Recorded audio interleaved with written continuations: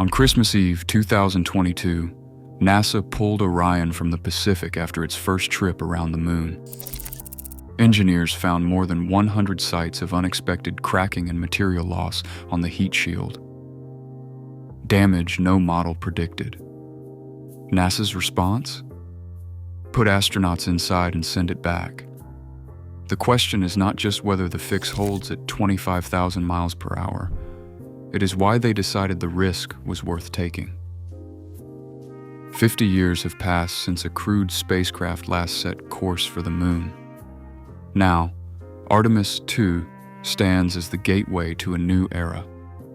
4 astronauts, a 10-day journey beyond low Earth orbit, and a schedule that ties the fate of lunar landings, international partnerships, and the future of American spaceflight to a single mission. The pressure is not just technical, but deeply human. A flawless flight keeps the door open for Artemis III, the first lunar landing since Apollo. Any setback could stall the program for years, risking billions in investment and the confidence of Congress, global partners, and the public. For the astronauts, the stakes are personal. Their lives will depend on the same Orion capsule that returned scarred and chipped from its last trip through the inferno of lunar reentry. For NASA, every decision carries the weight of history. The agency faces a dilemma: delay the mission and halt momentum, or move forward, trusting that their fixes and mitigations will hold. The world is watching, not just for a technical triumph, but for proof that humanity can still take bold steps into the unknown without losing sight of the cost. Early on December 24th, 2022, the Orion capsule from Artemis II was hauled from the Pacific and brought into the Operations and Checkout building at Kennedy Space Center. Technicians wasted no time. Within hours, the heat shield was detached, rotated, and set under bright inspection lights. What should have been a routine survey quickly turned into an unexpected puzzle. The surface was littered with more than 100 spots where the avcoat ablative material had chipped away. Deep cracks spidered across the shield's forward section, especially around the nose, precisely where the heat and pressure had been most intense. High-resolution photographs captured jagged pits and delaminated edges, some exposing the honeycomb structure beneath. The team logged every site, mapping shallow recessions and thin film erosion that went far beyond their pre-flight models. By the end of the first week, the official inspection count had topped 100 distinct damage locations. The char loss was not just cosmetic. In several sectors, up to 12% of the panel area was gone, more than double the predicted maximum. These scars were not evenly spread. They clustered around zones where the thermal load peaked during re-entry. Forensic teams gathered samples, ran non-destructive scans, and flagged the shield for further microscopic analysis. The data pointed to a reality that models had missed. The lunar return environment had pushed the material to its limits. The shield had held. But the evidence left no doubt.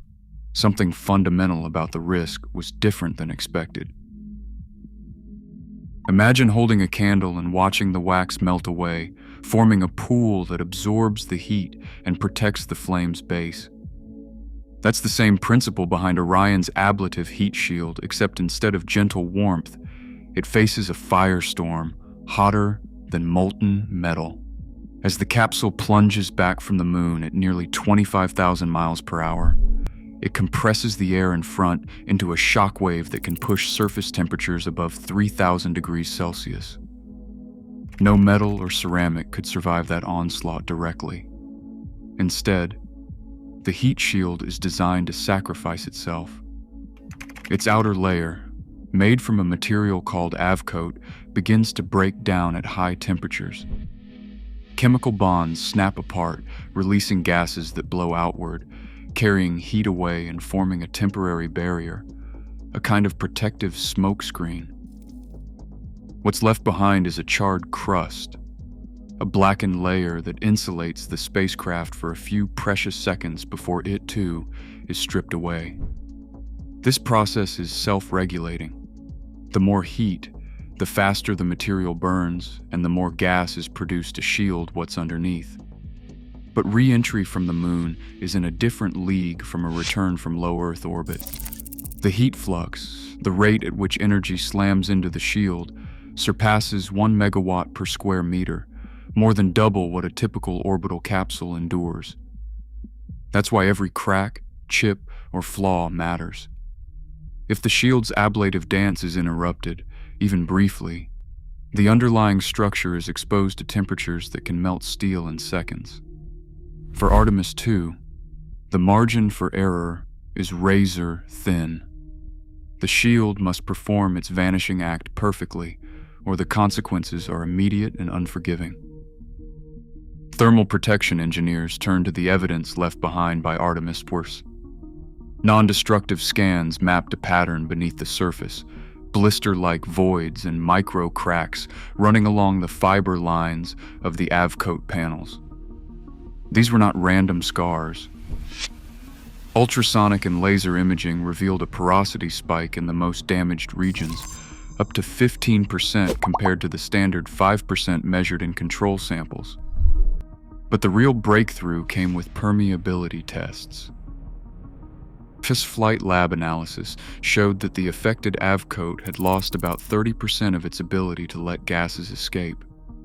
That single change, barely detectable in pre-flight checks, became the missing link.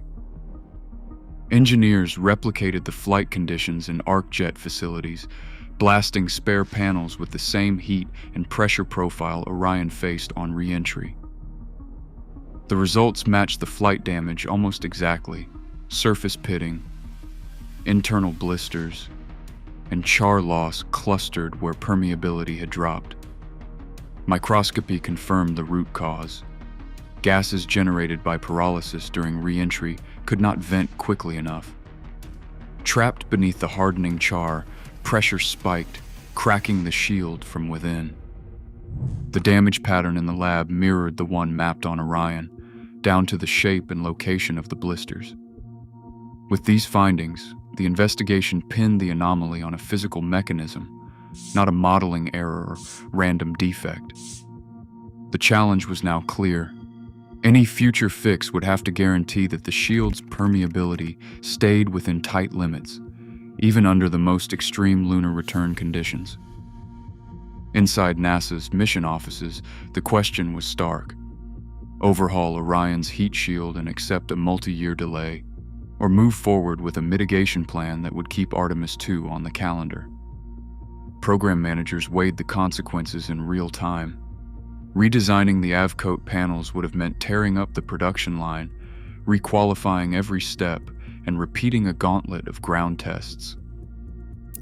Engineers estimated the process would push Artemis II back by at least 3 years, with ripple effects threatening international partnerships in future lunar landings.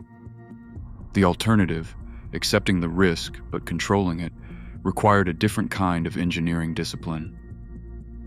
Instead of rebuilding the shield from scratch, NASA approved a set of targeted fixes.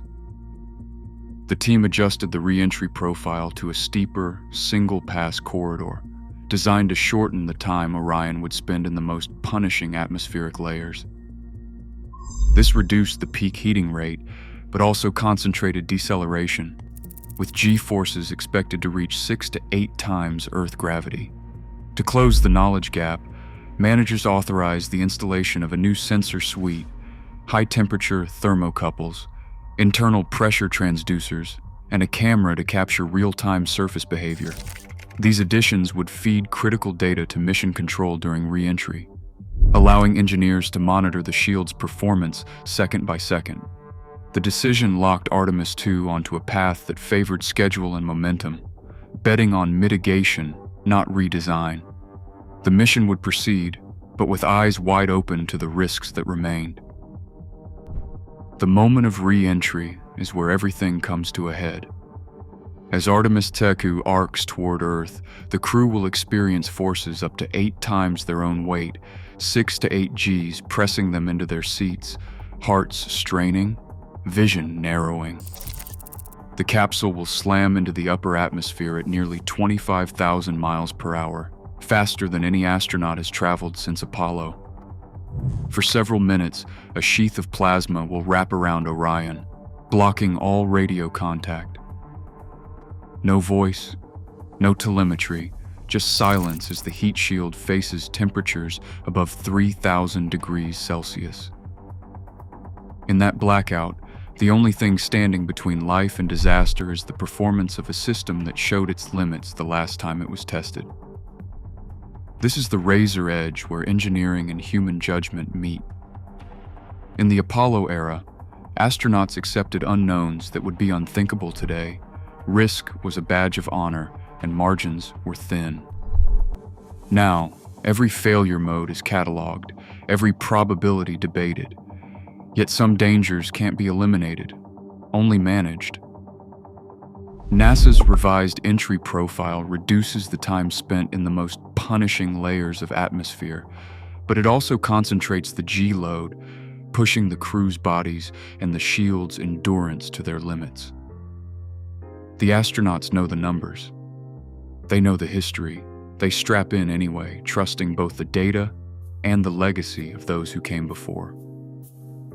In this moment, the question of acceptable risk is no longer theoretical. It's written in sweat, in silence, and in the hope that the shield holds, because the future of lunar exploration depends on it.